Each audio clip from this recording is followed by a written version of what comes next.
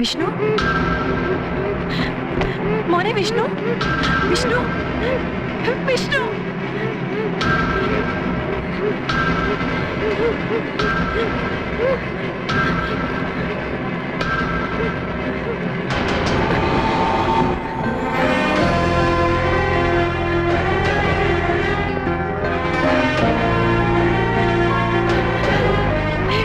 എന്നെ കുട്ടി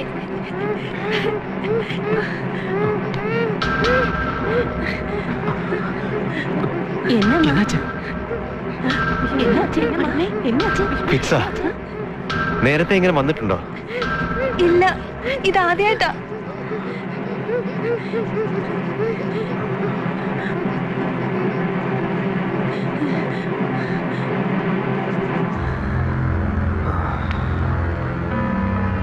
വിഷ്ണു മോനെ,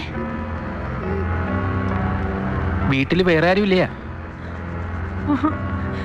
ഡോക്ടറെ കാണണോ മാമ? ഡോക്ടറെ കാണുന്നത് നല്ലതാ.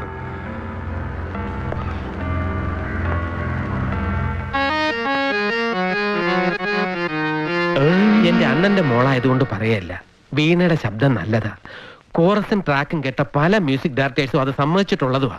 ഒരു പാട്ട് സാർ അവക്ക് കൊടുക്കണം. പാട്ടിന്റെ കാര്യത്തിൽ എനിക്ക് യാതൊരു ഉറപ്പും പറയാൻ പറ്റില്ല. ഗണപതിക്കറിയാമല്ലോ ഇപ്പോഴത്തെ മാർക്കറ്റിംഗ് പ്രശ്നങ്ങൾ. ഈ പടത്തിൽ ആകെ 2 ഫീമെയിൽ സോങ്ങേ ഉള്ളൂ. അത് അടിപൊളി പാട്ടുകാർ തന്നെ പാടണം. അങ്ങനെയാണെങ്കിൽ ആ പാട്ടുകളുടെ ട്രാക്ക് എങ്കിലും സാർ അവളെ കൊണ്ട് പാടിക്കണം. ഗണപതി പറഞ്ഞാൽ എങ്ങനെ ഒഴിവാക്കുന്നത്? ട്രാക്ക് പാടാൻ ആ കുട്ടി വന്നോട്ടെ.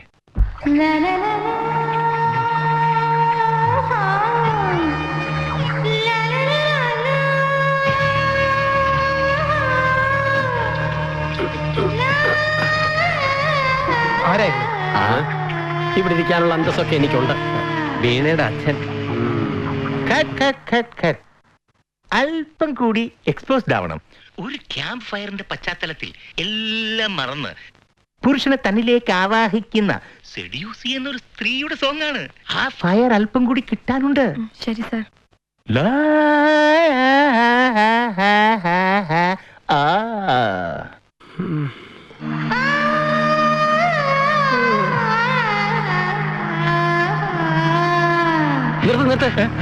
ഇത് പാട്ടാണ്. കൊറേ ഇതുപോലെ വൃത്തികെട്ട പാട്ട് പാടാൻ എന്റെ മോളെ കിട്ടില്ല. നീ പേശ വരി മോളിങ്ങി വരൂ, ഇറങ്ങി വരാൻ.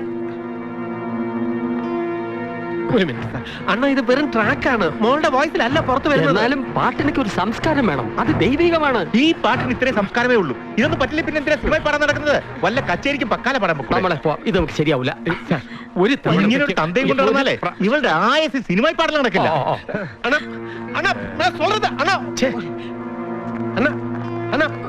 വളരെ പാടുപെട്ടാക്ക് நான் ஓரம் ஒப்பிச்சு கொண்டு வரது. ஆனா எல்லாம் குளவாக்கில. நான் அவர் முன்னாடி நாணம் கெட்டாச்சில்ல. இந்த மாதிரி மிளச்சமான பாட்டை மோள கொண்டு பாடிக்கிறத விட நீ இத்திரி நாணம் கெட்டதாக்கு நல்லது. வண்டிக்கற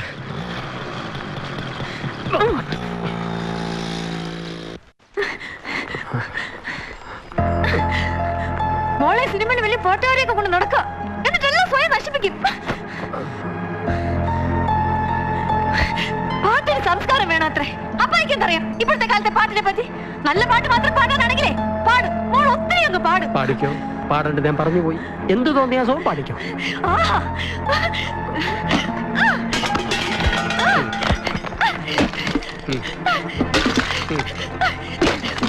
അയാൾ പറഞ്ഞത് ശരിയാ. അപ്പാടെ കൂടെ നടന്നാലേ എന്തായി ശരിക്കും പാടാൻ പറ്റത്തില്ല.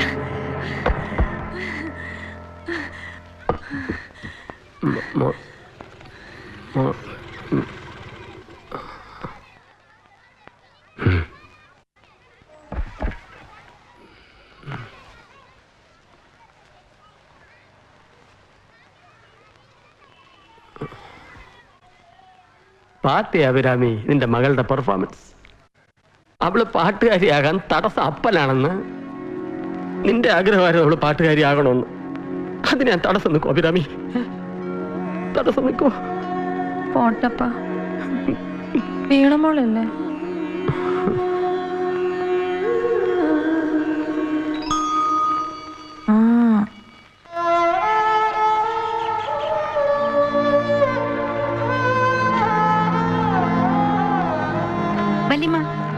വല്യമ്മ ലണ്ടനിൽ നടത്തിയ ഷോ ഇല്ലേ, അതിനെപ്പറ്റി ഇന്നും ആളുകൾ പറയും.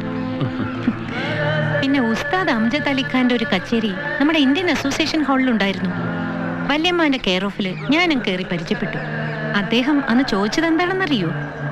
ഈ ഉസ്താദ് ഏത് മാളത്തിലാ ഒളിച്ചിരിക്കണേന്ന്. വല്യമ്മ ഒന്ന് സമ്മതം മൂളിയാ മതി, സ്പോൺസർമാരവിടെ കാത്തിരിക്കുക.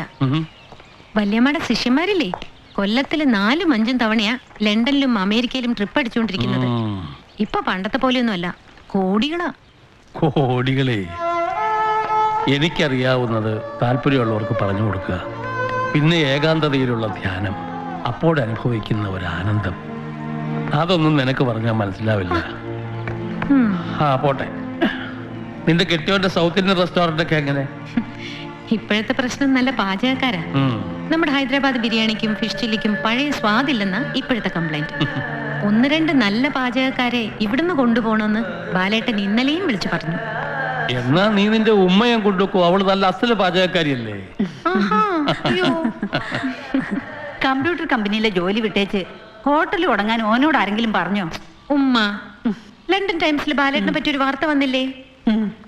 Balachandran the king of Indian taste എന്ന്. കിങ് ഓഫ് ടേസ്റ്റ്, രുചിയുടെ രാജാവ്. അതിനൊരു ഗമയൊക്കെ ഉണ്ട് ശബാന.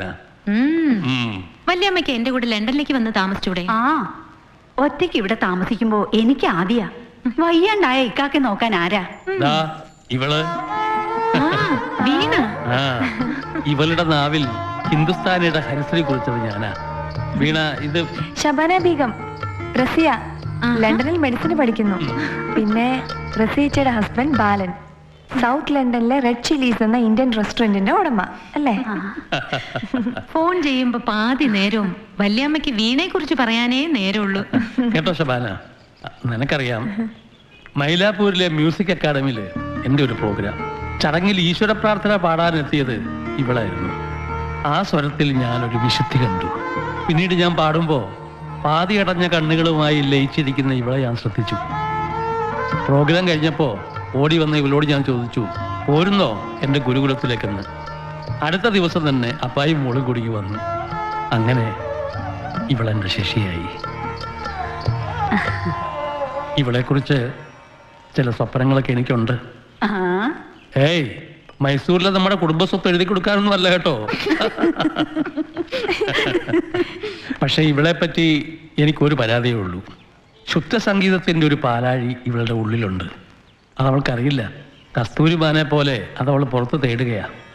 ഇവക്ക് സിനിമാ പാട്ട് പാടുന്നതിനോടാണ് കമ്പം. പക്ഷെ അതിനവൾക്ക് എൻ്റെ സഹായം കിട്ടില്ല. അതവൾക്കും അറിയാം അല്ലേ? സിനിമ പാട്ടെന്താ അത്രയ്ക്ക് മോശമാണോ അല്ലേ? തലത് മുഹമ്മദിനെയും റാഫിയെ പറ്റിയൊക്കെ വല്യമ്മ തന്നെ പുകഴ്ത്തി പറയാറില്ലേ? സിനിമാ പാട്ട് മോശമാണെന്നൊന്നും ഞാൻ പറഞ്ഞിട്ടില്ല.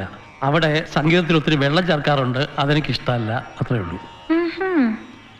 വീണയുടെ പാട്ടൊന്ന് കേൾക്കണമെന്ന് വെച്ചിരിക്കായിരുന്നു. ഒന്ന് പാടാമോ? അയ്യോ, ഇപ്പോഴോ? ഒരു 4 വരി. ഇരിക്കടോ, തനിക്ക് ഇഷ്ടപ്പെട്ടത് തന്നെ ആയിക്കോട്ടെ. മോമിൻകാൽ മോമിന്റെ പ്രസിദ്ധമായ ഗസല നമ്മുടെ മെഹദി ഗസലൊക്കെ ഇത് പാടിയിട്ടുണ്ട്. ഞാൻ എൻ്റെതായ രീതിയിൽ ഒന്ന് ചിട്ടപ്പെടുത്തിയതാ. ഇരിക്കടോ.